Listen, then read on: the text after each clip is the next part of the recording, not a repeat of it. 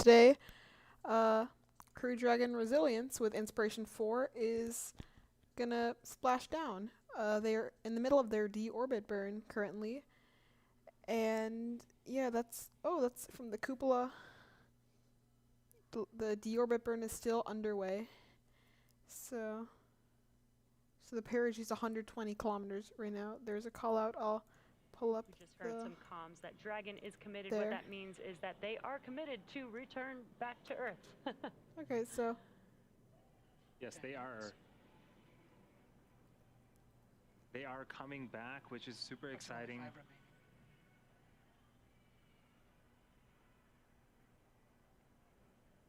so soon the deorbit burn will stop. So, I should mention at this point, Dragon itself is an extremely intelligent vehicle. It is largely autonomous and effectively flying itself. So it knows where it's at, its position in space. It knows where it's headed. It has the ability to adjust its attitude or angle and trajectory as needed to make sure it is headed where it needs to head. And so even through the communications blackout period, again, due to the temporary buildup of plasma that interferes with communications, even through that period, the crew really just has to sit back and enjoy the flight, because Dragon is smart enough to know where exactly it's going to be. Yeah, so much so that we saw them watching some movies just a few minutes ago. 11 minutes. Okay, so you are hearing on the comms just some status updates of that deorbit burn. Again, this deorbit burn lasts about 15 minutes long, and we're getting close to completion here. Okay, so they're almost done with the deorbit burn. Okay. Actually, something to note, if there are people watching live for Splashdown, they might actually get to hear the sonic boom as quickly as Dragon re-enters the Earth's atmosphere and is coming down. You know, they will be traveling faster than the speed of sound, so you'll get a sonic boom when they come back through.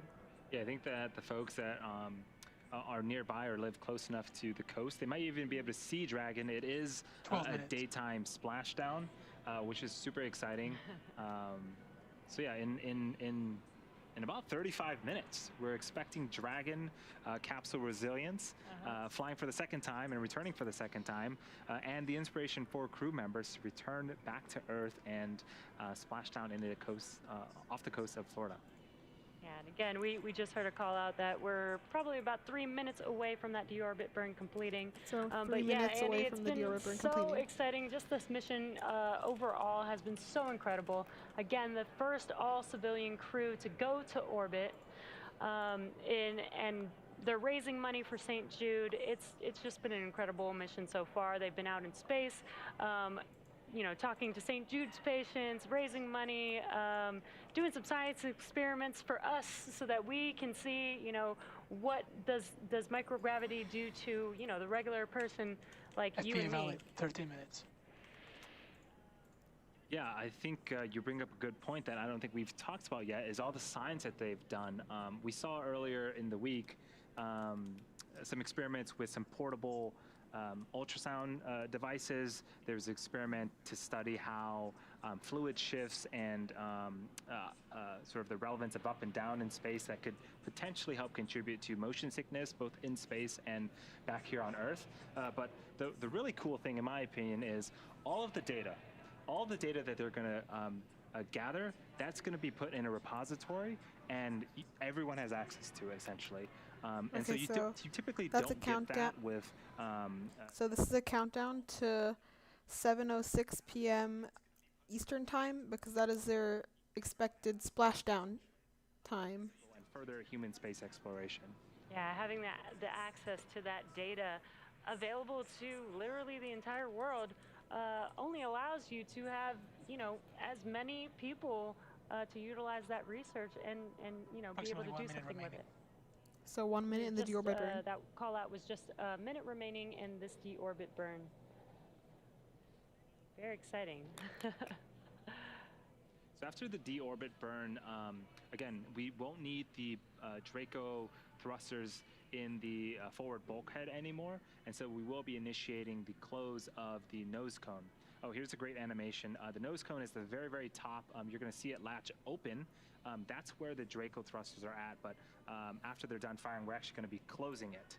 And so if you're here since the beginning of this particular cast, the bottom section of the capsule, that's the trunk section, the bottom half of that has already been jettisoned, and right now the top portion, the capsule, that's where the crew is in, and that is what is returning to Earth and making it splash down off the coast of Florida here in a few for burn minutes. termination.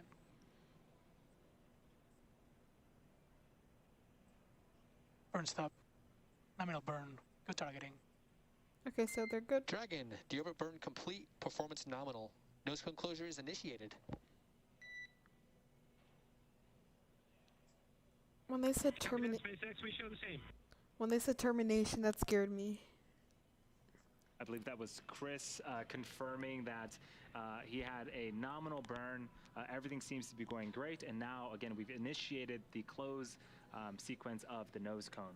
So in the background, Dragon is currently inhibiting those forward bulkhead Draco thrusters that we had just used to complete the deorbit burn, ensuring that it's safe to latch the nose cone shut for re-entry. The vehicle also initiated the nitrox suit purge, and this will help keep the crew cool and comfortable during re-entry, which is coming up in about 20 minutes.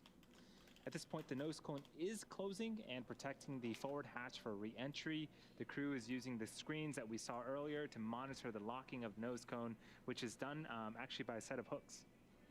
Yeah, and again, the nose cone doesn't just snap shut. It does take a few minutes, I think about 4 minutes or so to close. It is a very, technically and structurally sound seal that needs to happen there. So it needs to be very precise, which is why it's a very slow mechanism to make sure that it's closed. Okay, so if you didn't know this, you can go onto YouTube on their live streams, and you go to playback speed and 2. It'll speed up.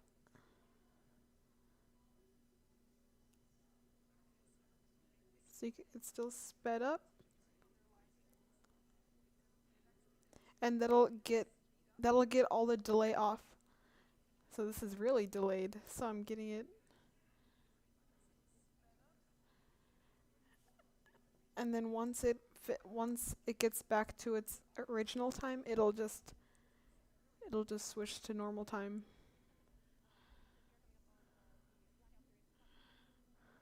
There. Okay, so now it's like exact time. So you guys can do that with this stream and you'll have it exact time. So we'll get to approximately 3,500 degrees Fahrenheit. So as Andy mentioned, it is extremely important to keep the cabin cool, to keep the astronauts cool during this event. But Dragon was designed for this, so they shouldn't have any problems with 3,500 degrees Fahrenheit. Yeah, we've got some really cool material on the bottom. It's actually called Pika 3.0, and its job is basically to deflect and take on all of that heat and make sure that we keep the capsule and crew nice and cool again for their re-entry.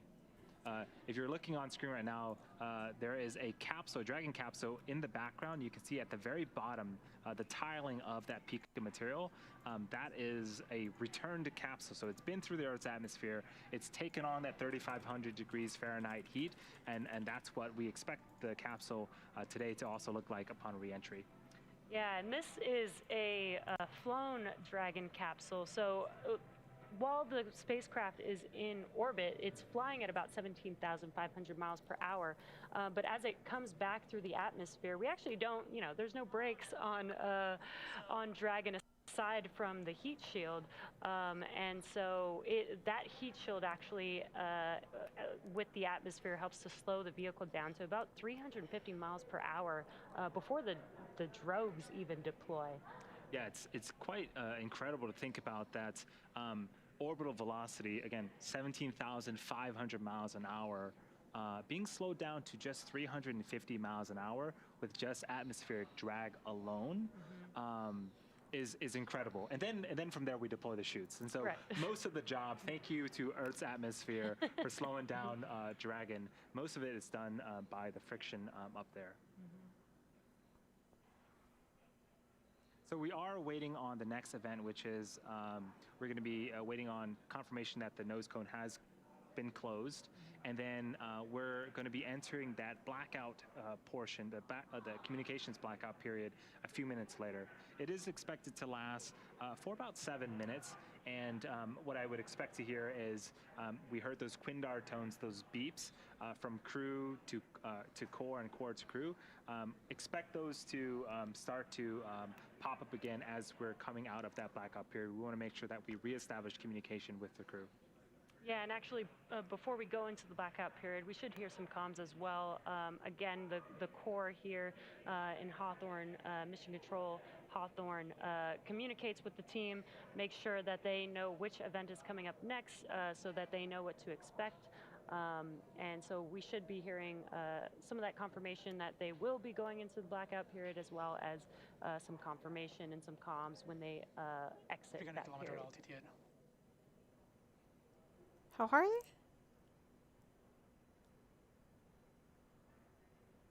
It was something kilometer altitude. I didn't hear it though.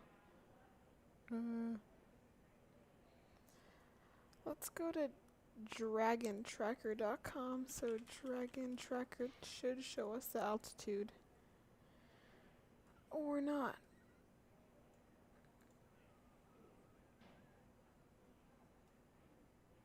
Yeah, so right now they are in the middle of the Pacific Ocean. So again, we are currently just waiting for confirmation of nose cone closure.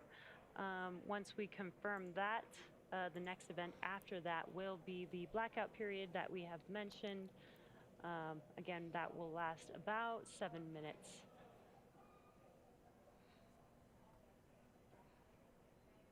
What you're seeing on your screen right now is Mission Control Hawthorne here at SpaceX headquarters.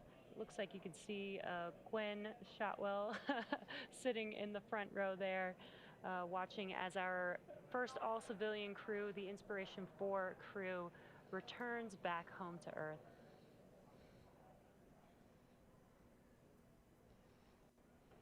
Yeah, and the recovery team and the launch team did a great job looking at weather, looking ahead, because Florida weather in the fall it can be tricky, but we got excellent weather during liftoff on Wednesday, and a pretty darn good weather right now for Splashdown as well. Yeah, when we did get some live views of the seas there, it did look pretty calm, which is exactly what we want. We want to make sure that during recovery, we have some steady seas, not just for the crew. Dragon, nose cone is secure for entry. Okay, nose cone closed. Copy that, SpaceX, we show the same. Sounds like we got that confirmation of nose cone closure. So as we begin the second half of entry, Dragon is now beginning to flush nitrox into the cabin and continuing to top off the Inspiration4 Crew's suits with cool air. Again, this is what will allow the cabin temperature to remain comfortable, while external temperatures can reach upwards of 3,500 degrees Okay, Fahrenheit. I'm gonna be right back. Again, the heat shield is pointing forward. That's the leading structure that is going to be heading into re-entry, and that's going to be what leads the capsule to the landing site. And again, the exterior of the capsule will get to approximately 3,500 degrees Fahrenheit, but again, Dragon was designed for this dynamic event, so there will be some cool air inside of the cabin. It's environmentally controlled, as well as through their suits. They do have their personal air conditioning inside of their suits, where they will get a flow of nitrox. And as Andy mentioned earlier, there are sensors in the suits, so they don't even have to think about if they're getting too hot or not. The suits will just automatically keep the environment controlled inside of their suits for them. Okay, this is a great view of the suit. First off, looking super slick and super cool, but it is essentially a mini spacecraft. There's an umbilical from the leg portion that will hook up to Dragon, and that will route communications and electronics, as well as, again, routing the air needed to keep the suit pressurized in case of a depressurization event, or if they need to be purged with cool air, it can do that as well. Yeah, and some of the cool manufacturing features, the helmet is 3D printed. The material of the exterior of the suit is heat resistant, I'm back. as well as the gloves are designed, they're conductive so that they're designed to be able to use them on the touchscreen. Yeah, and again, they're all custom made for each of the astronauts. The chairs themselves are also custom fitted. There are a couple of different sizes, and the armrests can be adjusted for the astronauts' preference. And so, you know, we want to make sure, again, the crew is as comfortable and as safe as possible for landing. The seats will actually recline up to its landing position, and then there is a 5-point belt that will keep the astronauts in place to make sure that everything is nice and comfortable for the team. And we have a Dragon tracker, and that's what you're seeing on your screen. You can see that Dragon is currently to the west of South America there. And on their way, you can kind of see their trajectory heading towards the coast of Florida for their splashdown today.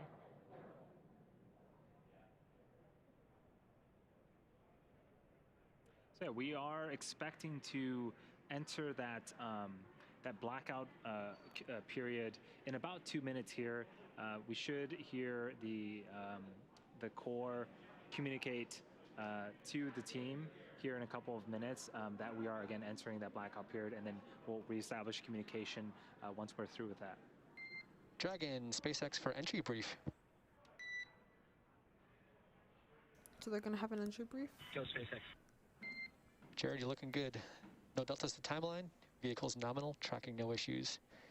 The deorbit burn was right down the middle with nominal landing site targeting. No deltas on weather or recovery, and we're looking forward to having you home shortly. Okay, so that's good. And copy that, SpaceX. Good deorbit burn. Vehicle's healthy. Recovery forces are there. Weather's looking good. See you guys soon. Good to be back.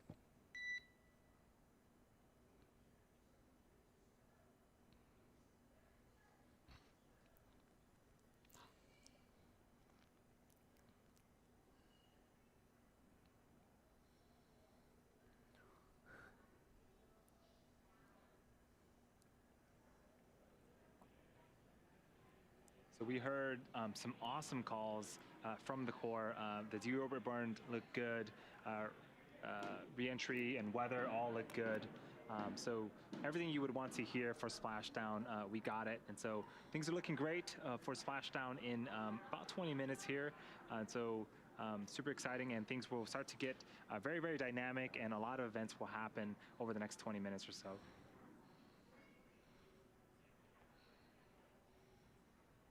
So at this point, we are entering here shortly a communications blackout period, which lasts approximately 7 minutes due to plasma formation around the spacecraft.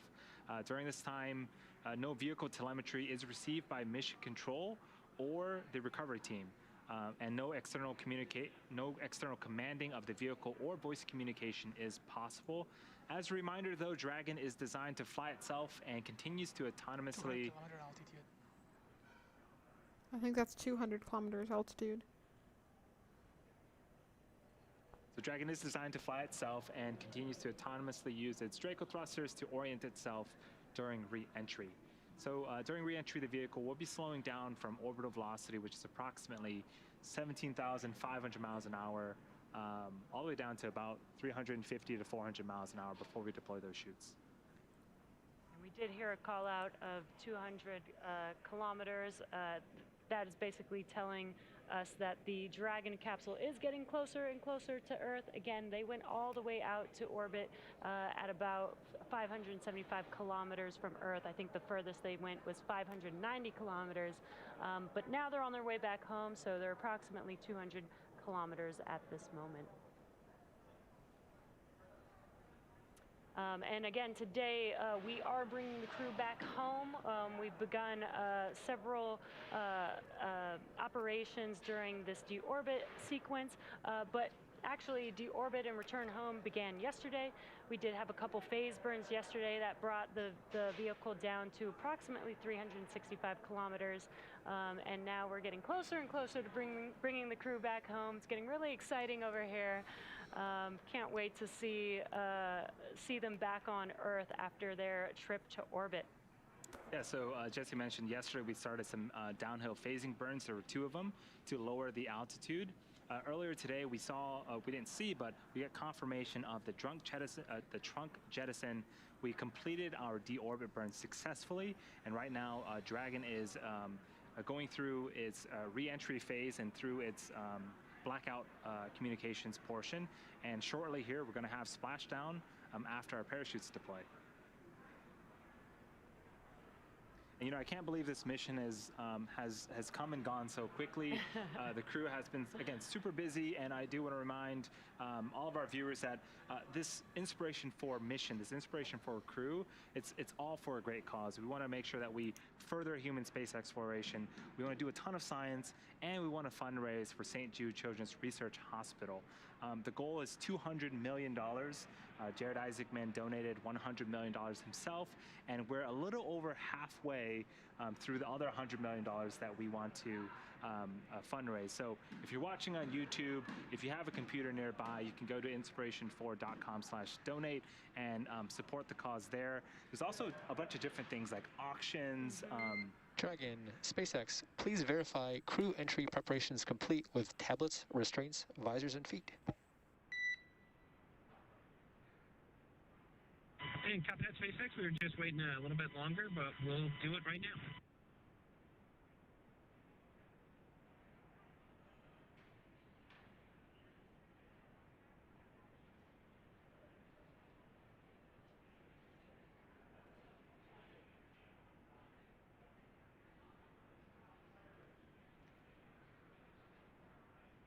SpaceX Dragon, tablets are secure, restraints are tightened, visors are down. We are ready to come home. We copy all, Dragon. Approximately 4 minutes, 30 seconds until comm blackout. We'll see you on the other side at 2300. So 4 minutes, 20 seconds Talk to of you at comm blackout. 2300.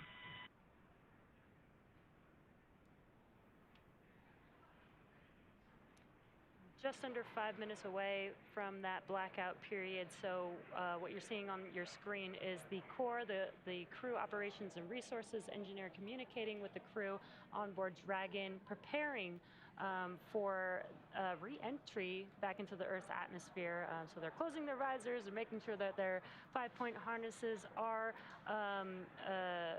secure, basically doing all their preparations for that re-entry.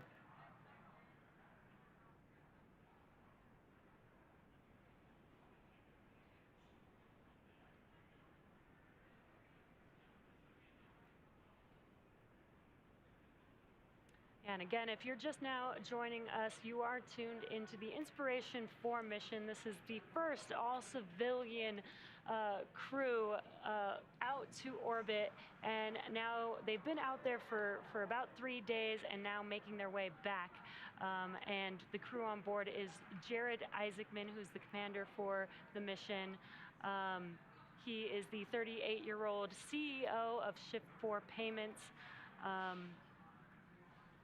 He has been a fighter pilot for many, many years. He's flown in over 100 air shows, and always does a fundraiser or a charity event with every one of his air shows, and he's doing the same thing with this mission, which is pretty incredible. Up next we have Haley Arsenault. She's 29 years old, and she is actually the youngest American to fly in space ever. She's also the first. Away from its teeters by his attitude. What are they saying?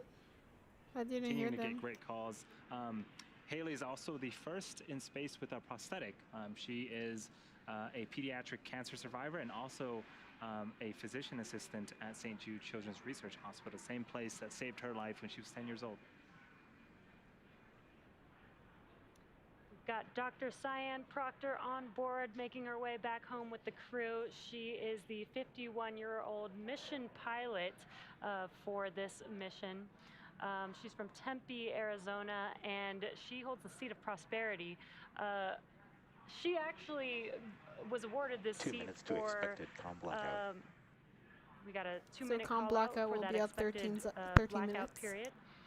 But Dr. Cyan Proctor actually was awarded the seat for starting her own, basically business for her artwork and her poetry. But she's also an incredible human being. She's an analog astronaut. She's always wanted to go to space. Almost became a NASA astronaut at one Flew point. to initial entry attitude complete. And now she's on the crew and was able to accomplish her dream. And last but certainly not least is Chris Dombrowski. He's 42. He's a data engineer at Lockheed Martin and a United States Air Force veteran, a space enthusiast through and through. And you know, I was watching the docuseries, and he's just a husband and father first and foremost. And so those were our 4 crew members that are currently making their way back home, back down to Earth, and as part of the Inspiration4 mission. I'm so excited to see them come back home, and I can't wait to hear their stories from being out in space. Again, just the first all-civilian crew. You know, they're not professional astronauts. I can't wait to hear their stories coming back from that. Yeah, it looks like they've had a really fun time. I was watching the interview with the St. Jude children yesterday, and they were throwing M&Ms all over the capsule. Thermodynamic acceleration. And with the microgravity, just darting them down and trying to chase them down. So they're obviously very, very good friends, and you know, work very, very well together. And we are entering this blackout 100 period. kilometer altitude. I think they said 100 kilometers. We are entering this blackout period that we have mentioned. Again, it is an expected period of time where the vehicle is re-entering back into the Earth's atmosphere. That generates a lot of heat, about up to 3,500 degrees Fahrenheit, which causes a plasma layer to form around the vehicle. So we do lose comms with the crew. They've already done their pre-blackout period operations, making sure that their visors are closed, they're strapped in, and they're ready to re-enter back into the Earth's atmosphere. And so we do expect to regain comms about 7 minutes after they've entered the blackout period.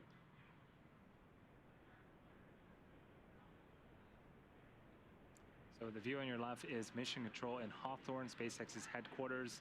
You can see that we've got some folks gathering. They're also very excited for Inspiration4 to return back to Earth. And so, yeah, we're all waiting. We're actually about 20-25 minutes away from Splashdown off the coast of Florida. Again, Dragon, even throughout this blackout period, it can pilot itself essentially. So, again, the crew just needs to make sure that 20 to 25 you know, minutes? they're strapped in and enjoy the flight, because Dragon will take them to. Oh, my where they timer need is to way be. off. But I'm not going to switch Exactly, it, and just in as we case. mentioned earlier, you know, they don't really have to do anything aside from follow along with each event that is happening. So we did catch them earlier watching some movies on their flight back home. But yeah, they really don't need to do much, as Dragon is autonomous. Yes. So after we splash down, for those that are maybe watching for the first time or wondering, well, how does Dragon get out of the water? So Dragon itself is designed to be waterproof. 80 kilometer altitude. Loss of comm. Start of blackout period. Okay, so they're in the blackout period, So and they're we're- 80 kilometers. Just heard the Anticipated callouts. acquisition of signal in 4 minutes and 35 seconds. Okay, so 4 minutes, 35 seconds to expect acquisition of signal. So we just heard the call out that Dragon is about 80 kilometers in altitude. We're entering that communications blackout period now, and we just got an update that it's expected to last about 4.5 minutes. So again, we'll reestablish communications with the crew after this blackout period, but we are entering the atmosphere at a very, very, very high velocity. And when we start to get a lot of friction from the atmosphere and the space capsule, we start to form that plasma, and plasma tends to interfere with communication. So it's a temporary communications blackout, and again, we're going to be able to reconnect with them in about 4 minutes here. And during this time, no vehicle telemetry is received by Mission Control or the recovery team. There's no external commanding of the vehicle or voice communication. That is not possible at this time. So as a reminder, Dragon is designed to fly itself and continues to fly autonomously using Draco thrusters to orient itself during this re-entry.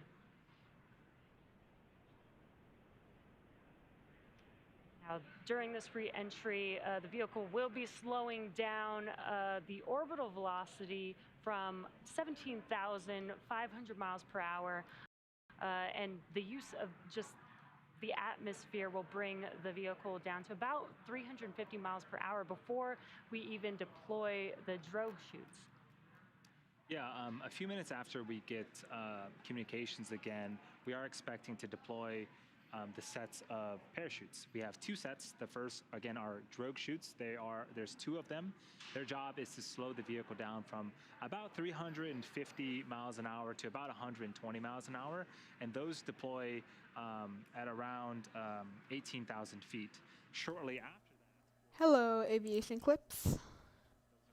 larger circular orange and white chutes, and their job is to slow the vehicle down from 120 miles an hour to about 15 miles an hour, and then we'll make splashdown off the coast of Florida in the Atlantic Ocean.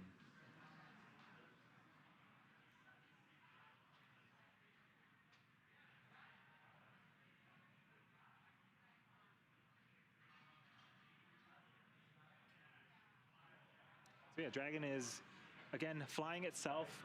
Even the chutes that I had just mentioned about, there's sensors on Dragon that detect altitude and pressure, and they will determine when to fire those parachutes. And so pretty much everything on Dragon is autonomous, and again, it's steering itself. It's taking the Inspiration4 Crew where they need to go for their targeted splashdown. Again, if you're just now joining us, we're currently in progress of the blackout period. What this is basically the Dragon spacecraft re-entering the Earth's atmosphere. It'll see temperatures, external temperatures of about 3,500 degrees Fahrenheit, building a plasma layer around the vehicle, Yes. preventing comms and communication with the Dragon spacecraft. It's expected to last about 4.5 minutes. We're a little over halfway through that right now, so we should, in a couple minutes here, start hearing some comms from the core, checking in to regain that communication with Dragon.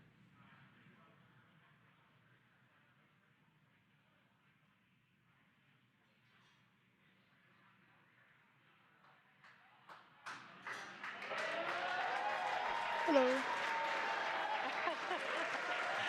Okay, so that's the low-res downlink of the entry. Is a view from our thermal camera, seeing Dragon coming back down to Earth right there. Yeah, this is amazing. This is the first shot of the Dragon capsule coming back as part of the Inspiration4 mission. The crowd here is super excited seeing that for the first time as well. So yeah, a couple minutes left of the blackout period, and we should be getting comms reestablished with the crew here shortly.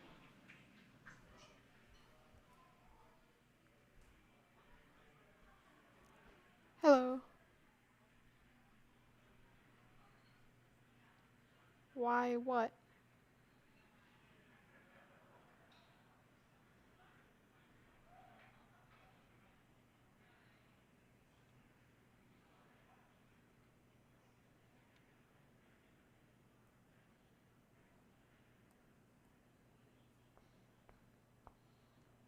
What you're seeing on your screen right now is on the left-hand side. That is Mission Control Hawthorne. Dragon, GPS converged. Expect nominal altitude for drogue chute deploy.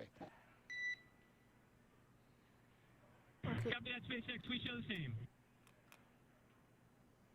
I don't know how I found Ankla. I just did, and I kept it. Those comms confirm that we have regained So, yeah. comms with Dragon, and they're getting ready for drogue deploy here shortly.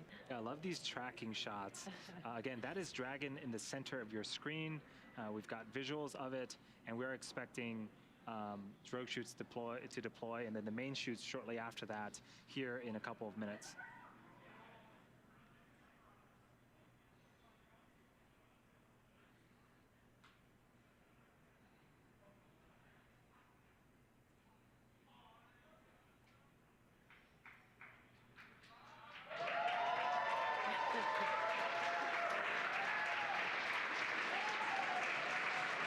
Again, a lot of excitement for Inspiration4 Crew's return. Waiting on drogue shoot deploy. That happens at about 18,000 feet. Dragon, brace for drogue window. I guess they're about to deploy the drogues. Copy that, SpaceX. We're bracing.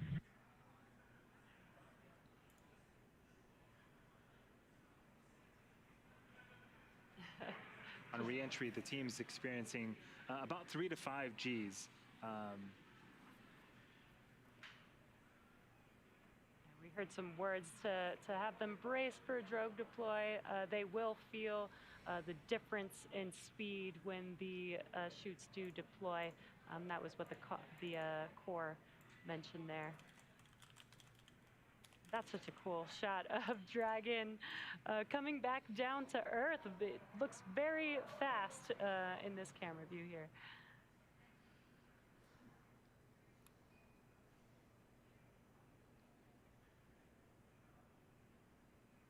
Oh, look at that shot. Dragon, visual to the drogues. Look at it. There's the pop and there's the drogues. Steering two good drogues. Yeah, so this is a really... Dragon, descending nominal. This is a great shot of Dragon looking up at the drogue shoots.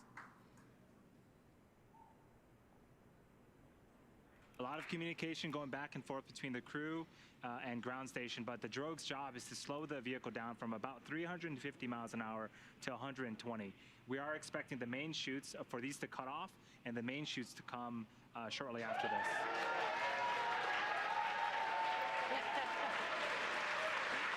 Okay, so there's the mains. Dragon, visual 4 healthy mains. So those 4 mains are now deploying. Copy that, SpaceX. 4 gigabytes. Dragon, descent right nominal. You have visual from recovery forces. Copy that, SpaceX. Good news. And at 4:04 p.m. Pacific time, we do have confirmation that the main chutes have deployed, and you can see that on your left-hand screen of a camera looking forward above the Dragon capsule, looking at those 4 main chutes. 1,000. Copy, 1,000. The next event coming up now is a visual confirmation of Splashdown. You can see the Dragon capsule on your right-hand screen. Slowly coming down now. We've talked about how fast the vehicle has been traveling, but they will be touching down approximately 15 miles per hour when they touch the Atlantic Ocean there. 800, SpaceX. We copy 800. Now, the Dragon 1 program had great success with the water landing, with Hello, 20 successful Nicholas. splashdowns over the course of that program, 9 of which were carried out by flight-proven Dragon spacecraft. And this is a great shot. Dragon continuing to descend back towards Earth, again targeting a landing, a splashdown off the coast of Florida in the Atlantic Ocean. Copy 600.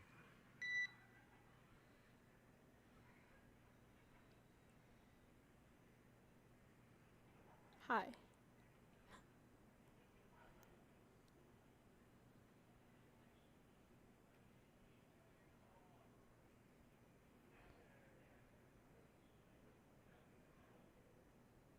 $400. 400. So 1 minute till Copy splashdown. 400.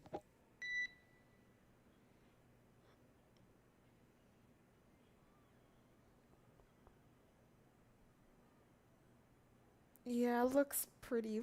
Yeah, it looks really foggy.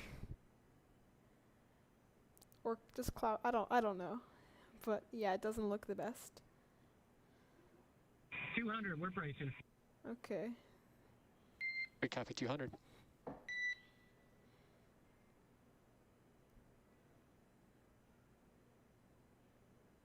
Yep, very cool.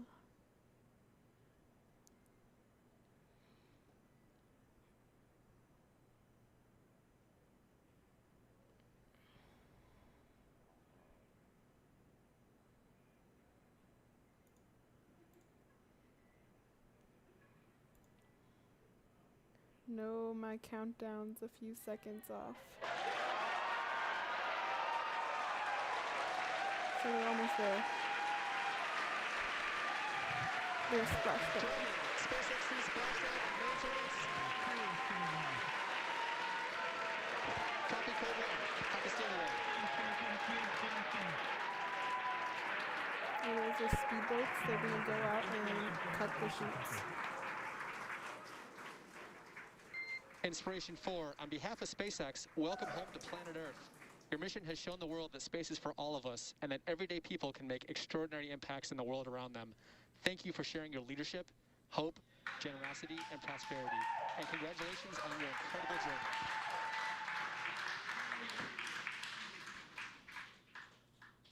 Thanks so much, SpaceX. It was a heck of a ride for us. Yes, Streamlabs OBS. That is what I'm using right now. Yeah, it's really good. Copy, just getting started.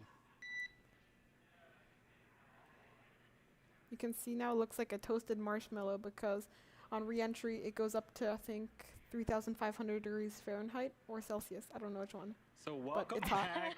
Inspiration4, the Dragon Resilience capsule has returned. The crew has returned. What a phenomenal visual that we got. And I love that Jared said, we're just getting started. Right, this is Yeah, the it's really beginning good. of their journey, of the next steps to the new era in human spaceflight. And just, you know, what an incredible mission. What an amazing view watching them touch down and splash down into the Atlantic Ocean. You could hear the crowd here, No, so it's excited to welcome the crew back home.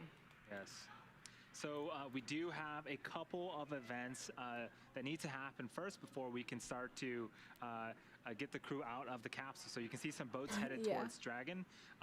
Yeah, it always ends up as you know, the fried the first marshmallow job is to make sure thing. that the area So there around really is no Dragon point safe of to pinning approach, it. and then we'll go in there, start rigging the Dragon up to be able to hoist later on onto our main recovery vessel.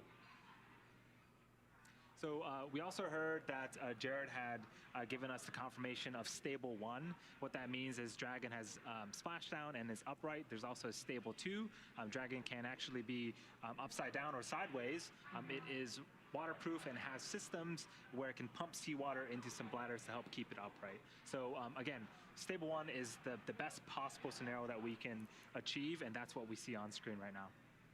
And just something to note, there are going to be a few operations that happen before the crew can get out of the capsule, so they will be strapped into their seats, remain strapped into their seats throughout these operations until basically until hatch open once we have the Dragon capsule on board the recovery vessel. So we do have some events coming up next. The fast boats will be approaching the Dragon capsule. No, they'll be doing some I think inspections their to make sure sharks that it is are safe there before we begin sharks operations in the to lift Dragon out of Gulf the water of onto the recovery Mexico. vessel.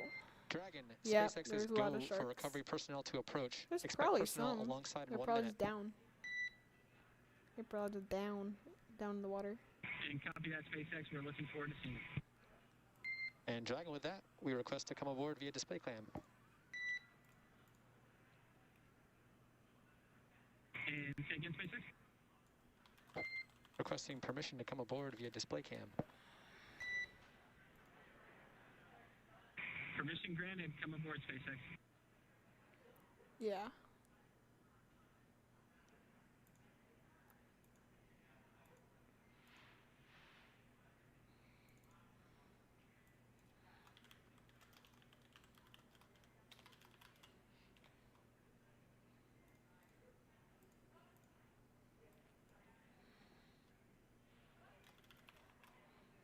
Okay, so I will be back in around.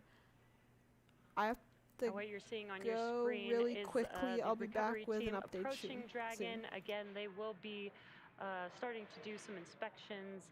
They'll do some ordnance and hypergol checks just to make sure that the vehicle is safe before they begin rigging Dragon to bring the vehicle onto the recovery vessel. And I think on the left-hand screen, that is someone on a jet ski helping to pull some of those chutes out of the water. They did automatically detach from Dragon once the vehicle splashed down. So now they are removing them from the water.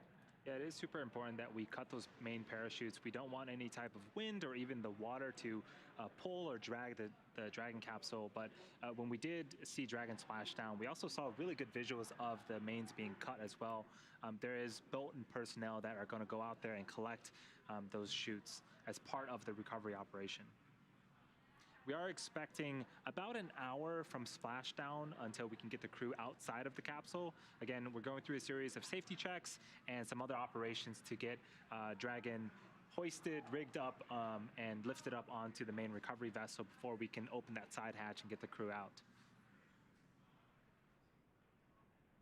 It was very, very exciting. I think the couple of seconds leading up to splashdown, you could hear a pin drop here in Hawthorne. But as soon as we made contact with the water, excitement erupted, and it was just amazing. Again, this is the Inspiration4 Crew, the first all-civilian mission to orbit with 4 incredible crew on board, and we now have an inside view on Dragon as they are sitting on. So I will be back. I'll be back in like maybe 20 minutes or so. But until then, I'll see you then.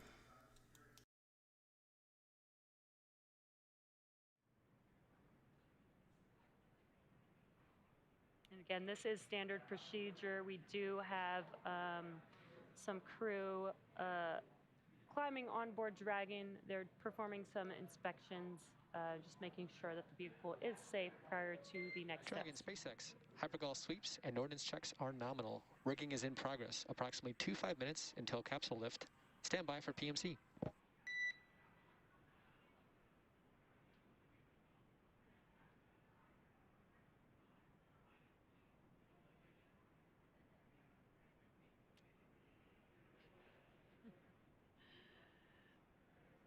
Some excitement from the crew on board. And if you noticed the difference in view, the camera actually has not moved, but the seats, from what you've seen previously of this view, the astronauts are actually rotated a little bit more forward, and that is for these return operations instead of the reclined back position.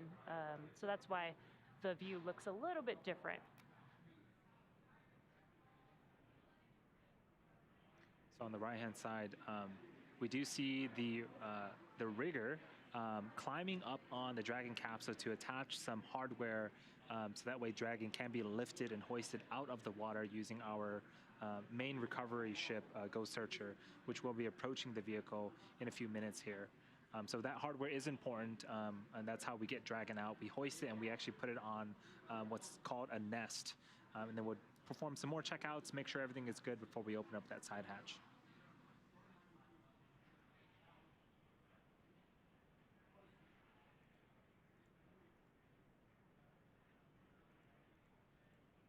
You could see one of the techs climbing on board crew is the Dragon capsule's exterior. They do train for this event. They do go through a lot of training to make sure that they are qualified to perform these operations.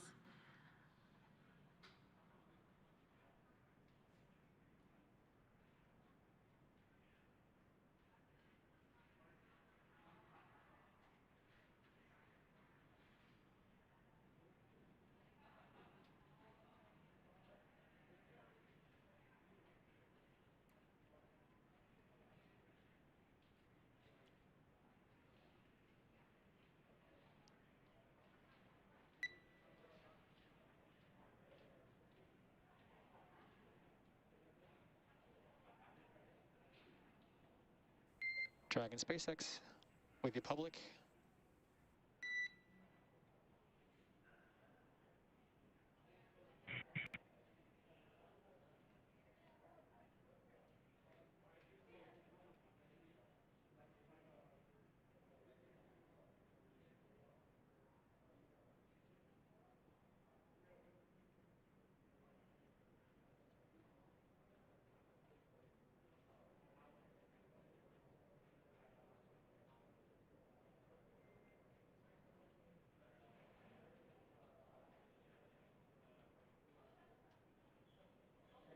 If you're just now joining us, you are tuned into the Inspiration4 mission.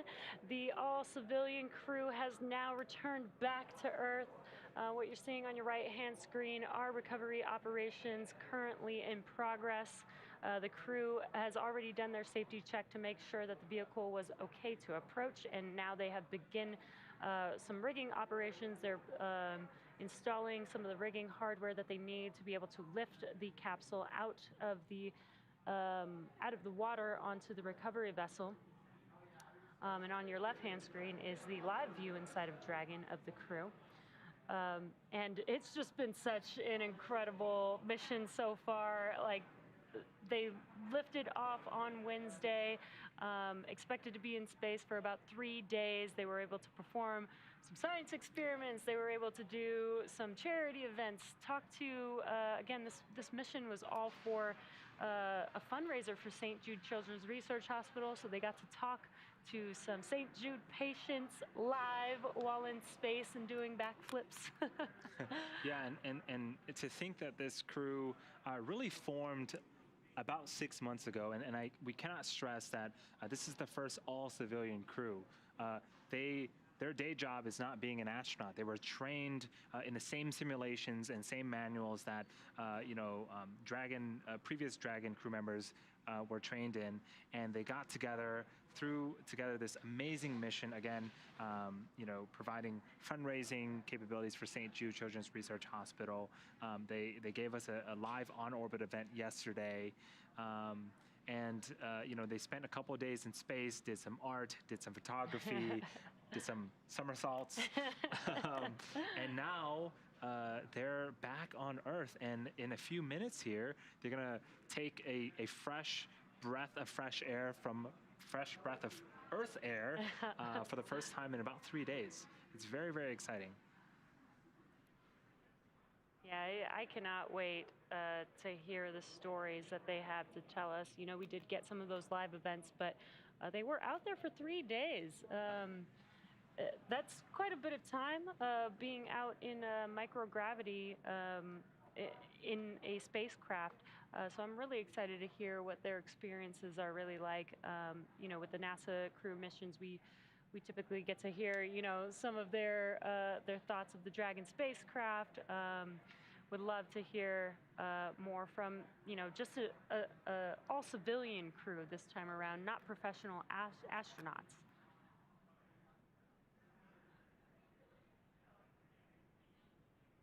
Yeah, and I think it's as we see the sun setting on the right-hand side, the boats are equipped with very strong lights to make sure that they can continue the operation in case the sun does go down.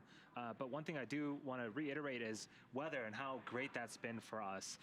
We had a phenomenal day in terms of weather Wednesday during ascent, and on return, you can look at the ocean now, and it's not choppy. There's no waves essentially.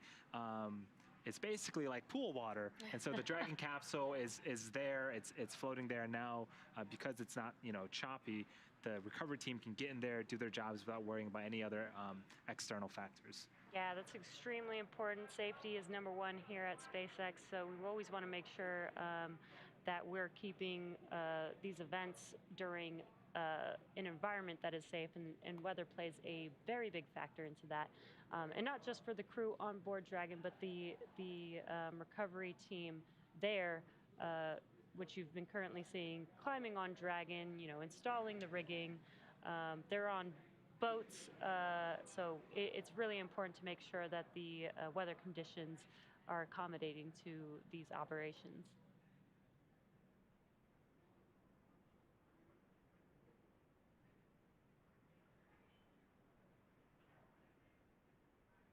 Yeah, so we are expecting the team to finish installing all of the equipment needed to lift Dragon out of the water in a few minutes. And we should see another boat approach the Dragon capsule, and that will be where we essentially hook it up to a crane on the back of the boat, lift it up out of the water and onto the recovery vessel.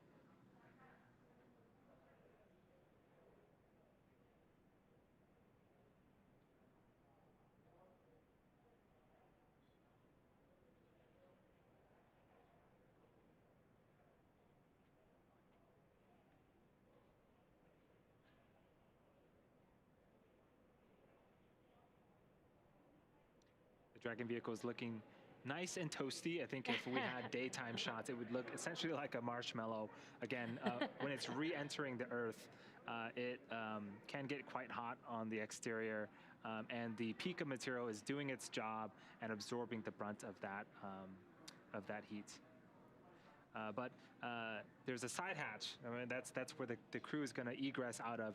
That side hatch was sealed 3 days ago, and it hasn't been opened since. And so, typically, missions with crew go to the International Space Station. The crew will ingress and egress out of that top hatch that you see there. But because we weren't going to the International Space Station for this mission, we installed that super cool cupola, and that hatch is going to stay closed. But the team will be exiting out of the side hatch in a few minutes here.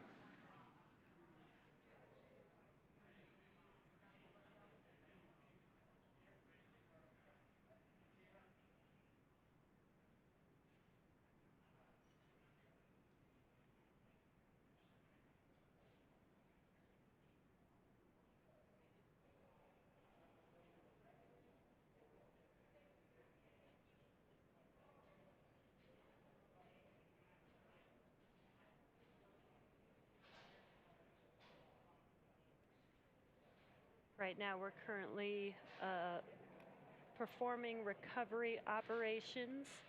We have a crew there on one of the fast boats installing rigging onto the Dragon capsule. This will help them lift the Dragon capsule onto the recovery vessel into what we call the nest, the Dragon nest on board. We'll reorient and locate the vehicle on the recovery ship in a position where we can open the hatch and then have the crew step out for the first time since Wednesday. When they open the hatch, we will have a medical officer check on them first. It's pretty standard procedure to make sure, they have been out in space for 3 days.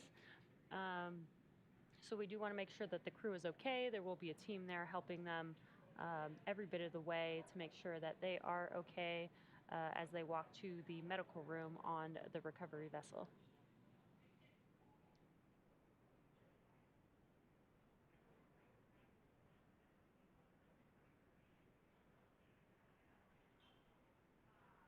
What you're seeing right now on your screen on the left-hand side is a live view inside of Dragon.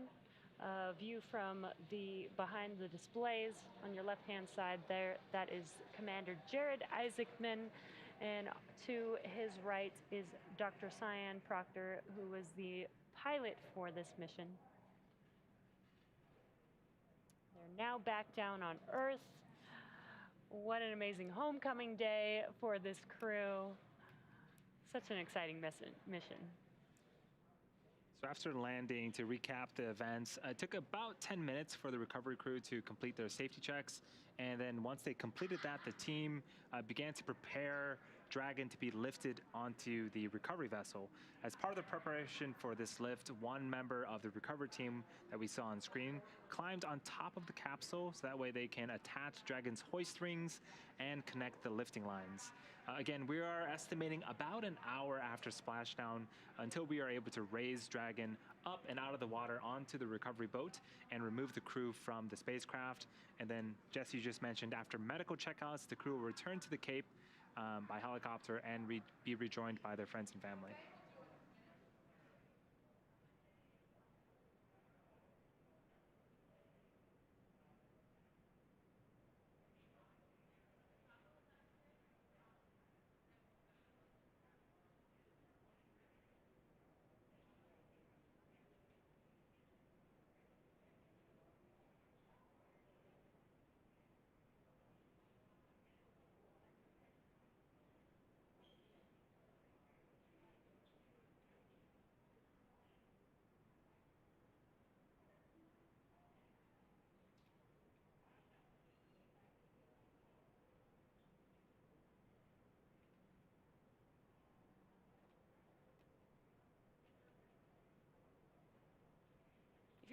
If you're just now joining us, you are watching the Inspiration4 mission. The Inspiration4 crew, first all-civilian crew to orbit, is now back down on Earth. And currently in progress of the recovery operations. They're currently out in the Atlantic Ocean as the team is rigging up the capsule to get it ready to be lifted onto the recovery vessel. And what you're seeing on your left-hand screen is a live view of the crew inside of the vehicle at the moment. Yeah, we splashed down just a few minutes after 4 p.m. Pacific time. We also had great visuals of the Dragon spacecraft returning back to Earth. We saw some really great shots from the Dragon vehicle looking upwards to the drogue chutes and the main parachutes. And then we had a nice soft water landing in the Atlantic Ocean. And again, we're waiting for the rigging equipment to be installed. That way we can get the vehicle out of the water and then the crew out of the Dragon Resilience capsule. Rigging is complete. Approximately 5 minutes until capsule lift. And copy that, 5 minutes, and we are back to in-flight entertainment. We copy in-flight entertainment.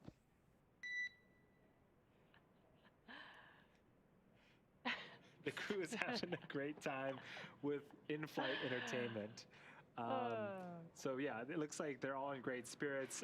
We have a really cool shot on the right-hand side of the screen. That is the back of Ghost Searcher, the main recovery vessel. Dragon is in the background, as well as some other supporting recovery vessel ships as well. Hi, I'm back. Yeah, this is, again, pretty incredible to see where we are today with this mission, first all-civilian crew. And ironically, it's so much like they just went and flew on an airplane as they're watching movies, waiting to, deboard the spacecraft.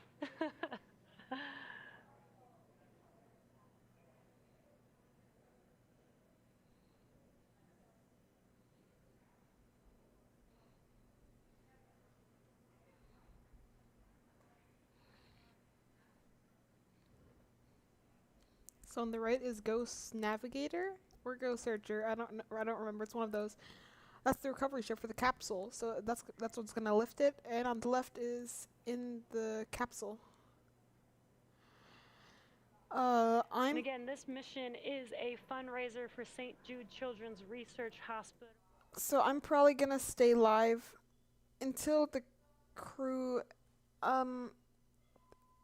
maybe until the hatch opens when they get out, or maybe when they just lift and put it down. I don't know. Maybe it could be from 20 to another 2 hours.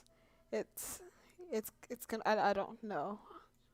Again, it's I going to a don't great know cause, how and long I'm it's gonna stay benefiting live. A lot of wonderful people.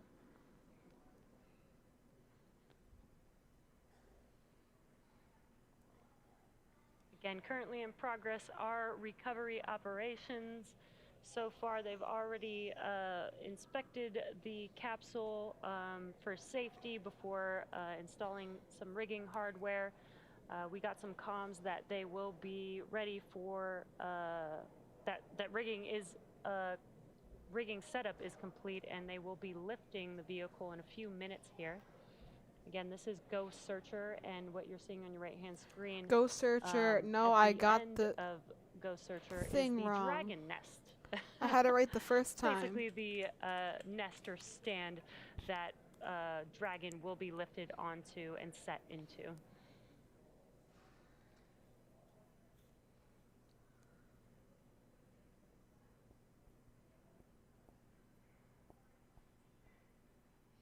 We also heard some comms that the crew is in good spirits, watching some entertainment while they wait to be lifted onto Ghost Searcher and for hatch opening so that they can egress the vehicle. Yeah, they've been busy doing a lot of work for a lot of great causes. So now that they're back on land, we want to give them a very smooth experience. They can just sit back, relax. We'll take care of everything else. We can see that the gap between the Ghost Searcher boat and Dragon is starting to close. We are expecting to hoist Dragon out of the water and again put it on that nest that you see on the bottom middle of your screen in a few minutes here. And weather has been just great for us today, actually through this whole mission.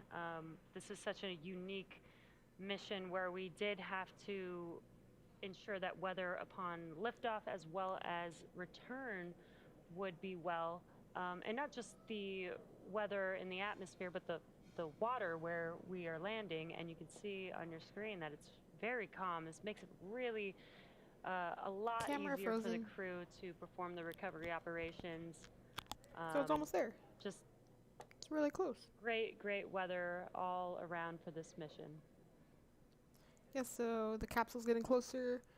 I think this is Resilience. Yeah, I'm pretty sure it's Resilience.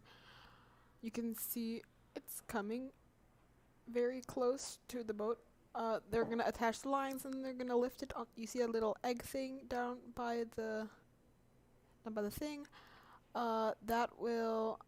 That's where they're going to place it, and then that moves, so they're going to move it under cover. So if it rains or does anything, it won't be affected, and then they're going to take out the crew. So you can see there's someone on the capsule preparing the lines already. And there So you can just saw see the crew it's moving. tossing a line to the other member of the recovery crew on the Dragon capsule itself. And so this last bit of distance, we want to make sure that it is nice and controlled for the Dragon vehicle to come on in and make its way up the recovery vessel. And for safety purposes, the crew does remain strapped into their seats throughout this entire process as they are going to be lifted onto the boat. And again, they will have the first person to check on them when the hatch opens will be a medical officer to ensure that they are safe and healthy before they start egressing the vehicle, and that'll be when they will be allowed to get out of their seats.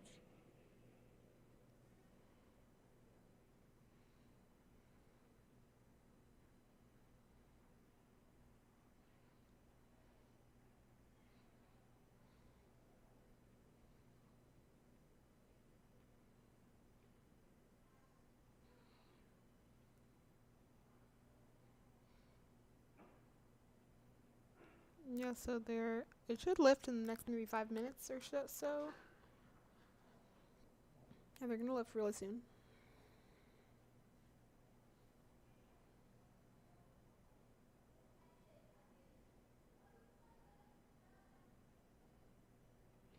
We've got a crew member on the Dragon capsule at the moment, and again, they are helping with the rigging and hoisting process to lift that Dragon capsule onto the recovery vessel.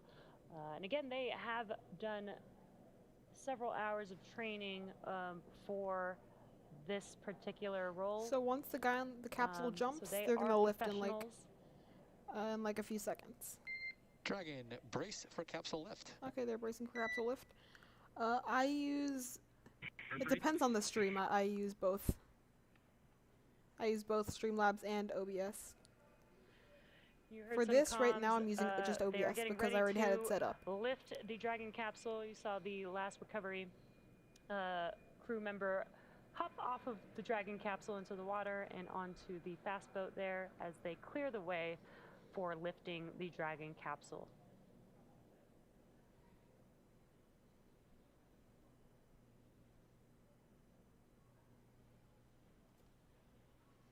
Okay, there's the lift. No, that's not. No, there is a lift. There it is. And here comes Dragon out of the water.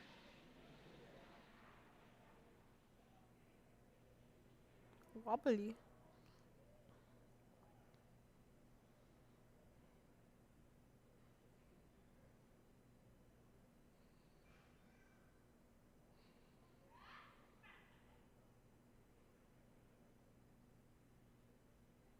Incredible. Dragon is being lifted There now it's over the onto nest. the recovery vessel into the Dragon nest. That is what you see them setting the vehicle down on right there. There's the water falling out. And there it You is. see at the very bottom of Dragon some water coming out. Again, that's the ballast system that helps keep Dragon upright in the seawater or in the ocean. So it's functioning as designed, and Dragon is now on the recovery vessel.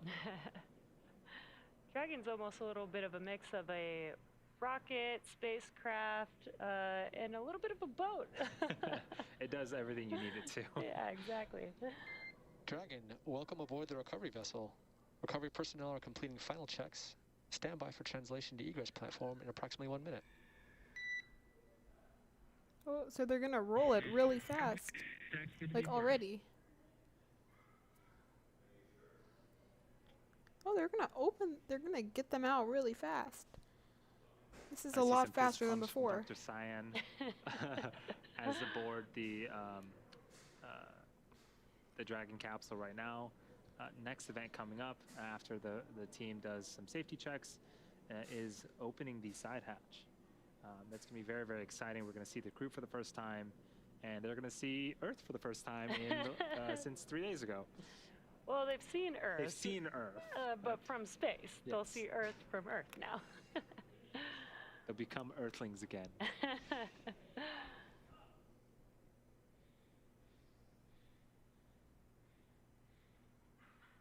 What you heard was some comms, just letting the crew know that they will be translating the Dragon on the nest and reorienting it into a position on Ghost Searcher so that it is in a good, stable position for them to open the hatch.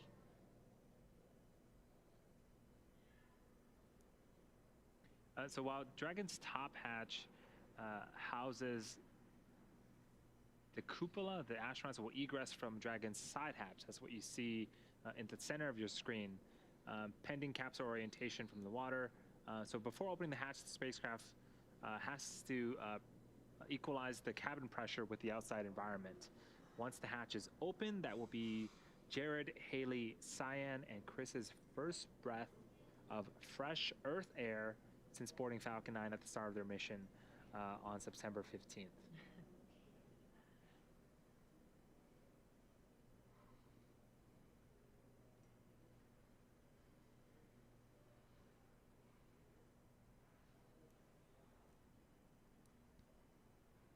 Oh wait, I need to switch the... If you're just now joining upcoming. us, you are watching the Inspiration4 mission. The Inspiration4 crew is back home on Earth.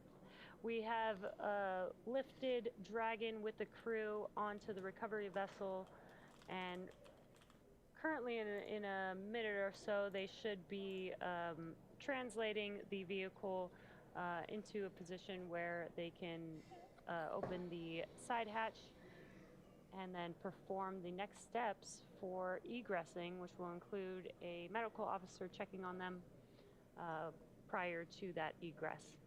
Yeah, and on the right-hand side of your screen, that's a live shot inside the capsule. Dragon, translation imminent.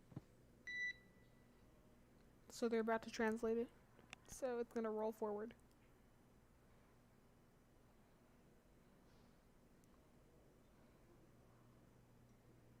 No signal. No.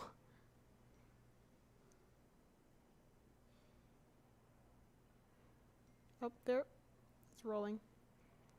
Sliding. There it is.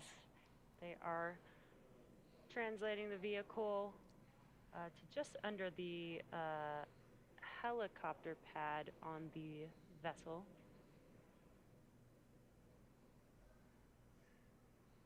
Looks like they're starting to wash it down, get it clean, prepared for that hatch opening. Yeah, this is essentially an egress or a platform for the crew members to exit. Dragon is quite large, and the side hatch is quite a bit a ways up, and so we want to make sure that when we open the side hatch, they can just comfortably get out. And what they have there is a ladder as they prep for hatch opening. There's a few things that they do have to do here for Yeah, it's preparation pretty fast. before they open up that side hatch.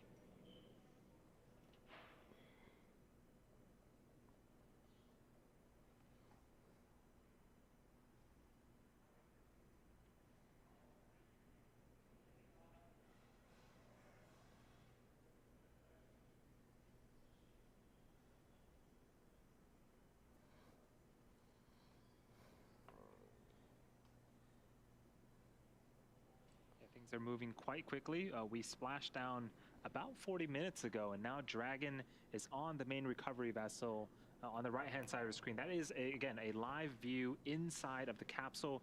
You can't see their faces, but on the left-hand side of that shot, that's Jared Isaacman, the mission commander. To his right is Dr. Cyan Proctor, the mission pilot. To Dr. Cyan's right is Chris Zembrowski, the mission specialist, and to Jared Isaacman's left is Haley Arsenault, the medical officer of the mission. And I'm sure they're all excited to come back to Earth and probably still enjoying some in-flight entertainment, as Jared called it. Yeah, what a crew for this mission. Just such incredible individuals, raising money for St. Jude Children's Research Hospital, doing science experiments while out in orbit, let alone just being the first all-civilian crew to go to orbit. It's just been so inspirational, and I can't wait to see them egress the vehicle shortly here. Yeah, it's definitely going to be a very, very exciting time. Yeah, all the science that they've done, all of that data is going to be available essentially to the public. And so, you know, all the experiments that they've done is definitely going to benefit a larger populace than just this specific mission. Right, and so far, this mission has raised up to $157 million for St. Jude Children's Research Hospital, which is incredible. That's going to save a lot of children's lives. Just an incredible mission from start to finish here.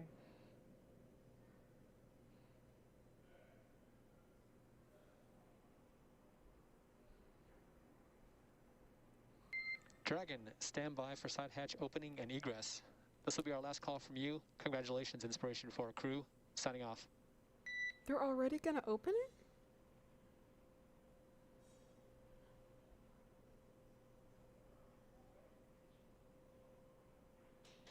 Great comms.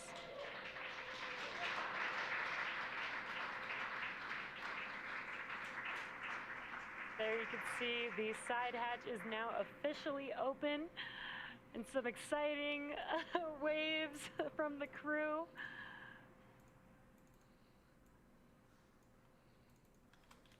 Now they are putting on some protection along the hatch door for while they egress the vehicle here. So we have members of the recovery team inside the capsule with the crew members. They're doing some checkouts, make sure everything is good before the crew can exit the capsule. But this is certainly very, very exciting. Again, that hatch has been closed and sealed for 3 days. This is the first time it's opened since we lifted off Wednesday, September 15th. And we have some fist pumps from Jared. I'm sure the entire crew is super excited. Could see them waving.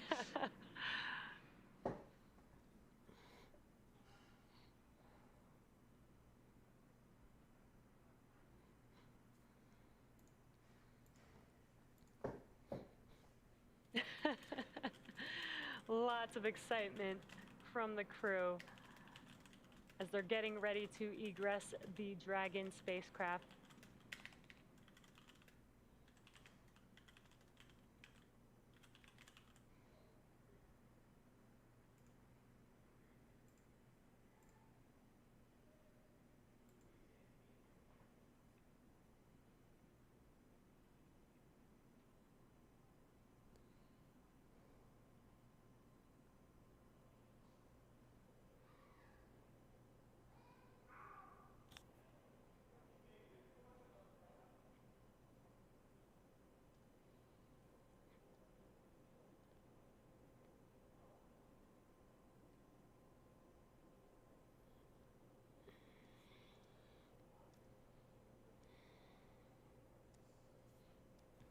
It looks like they are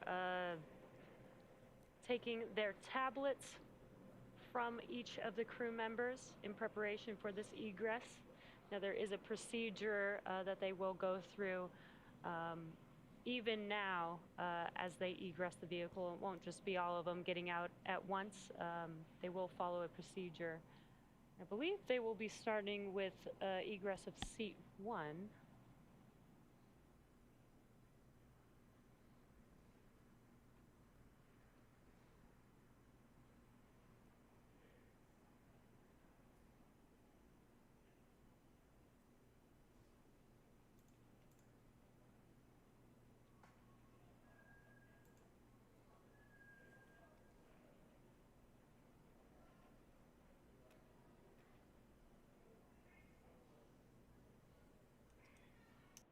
If you're just now joining us, you are tuned into the Inspiration4 all-civilian mission to orbit with the Inspiration4 crew back home on Earth, getting ready to egress the Dragon vehicle here shortly.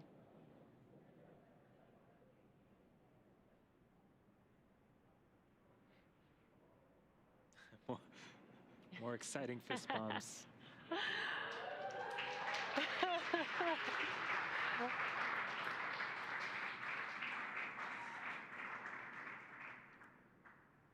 And this is such a great shot. How incredible. Some hearts. Love it. Again, that was the crew members of Inspiration4, as excited as ever. They are back on Earth on the recovery vessel, just waiting to exit the Dragon spacecraft.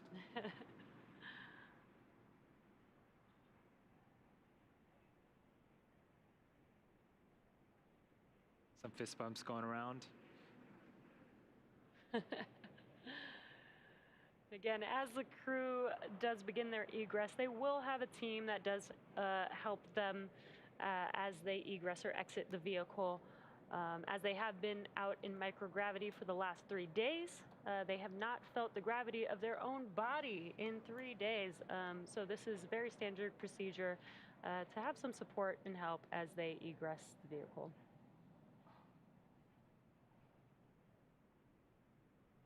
Right now, looks like they are removing the footrests at the bottom of their seats. This will give them some space as they exit. Yeah, that is a good thing to note that when we land, we also recline the seats back down to make it a little bit easier for the astronauts and crew members to exit the vehicle.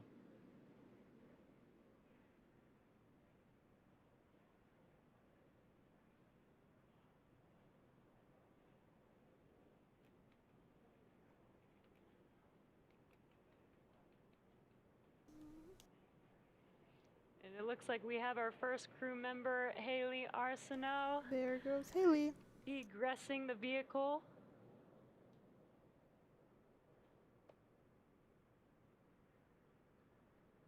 She was sitting in seat 1 to the left.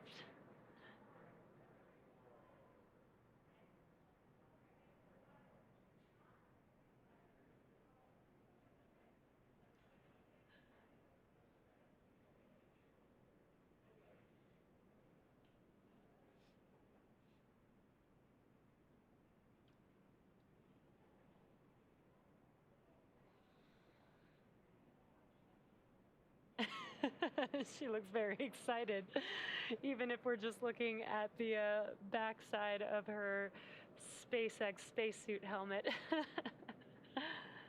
Yeah, hopefully Artemis 1 launches soon.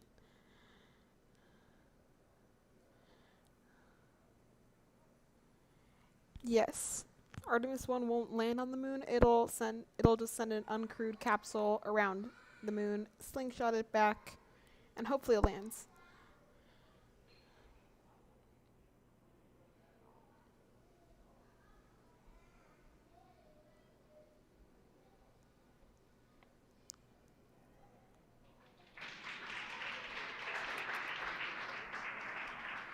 Okay, so November. And there she is. Medical Officer Haley Arsenault has now egressed the vehicle, the first of the Inspiration4 crew, and so very excited. Lots of waves, thumbs Some up. thumbs up.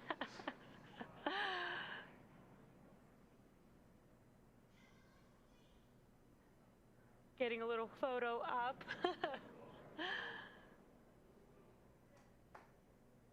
And it looks like up next is Dr. Cyan Proctor.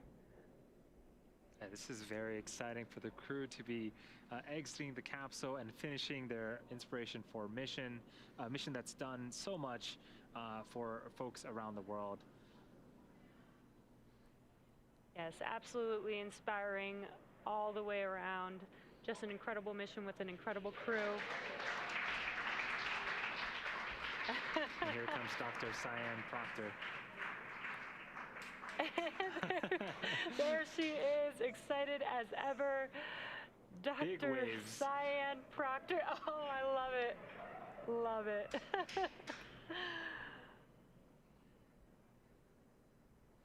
Just strutting on down. I know, no problem at all.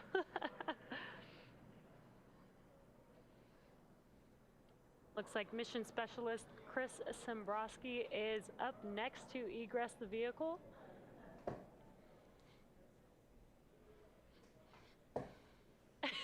Looks like some dancing there.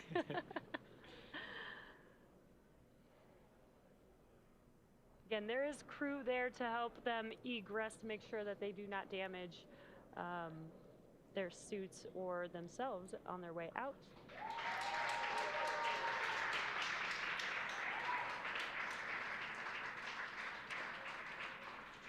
And that is Chris Sembrowski, again, the mission specialist.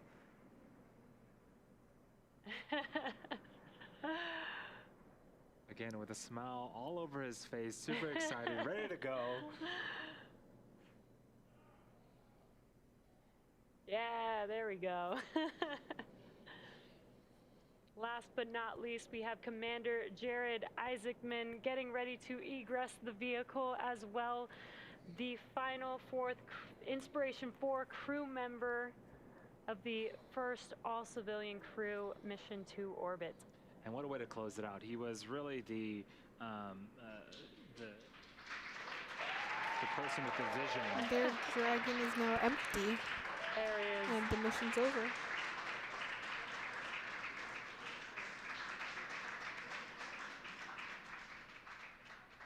Commander Jared Isaacman of the Inspiration4 crew. So excited.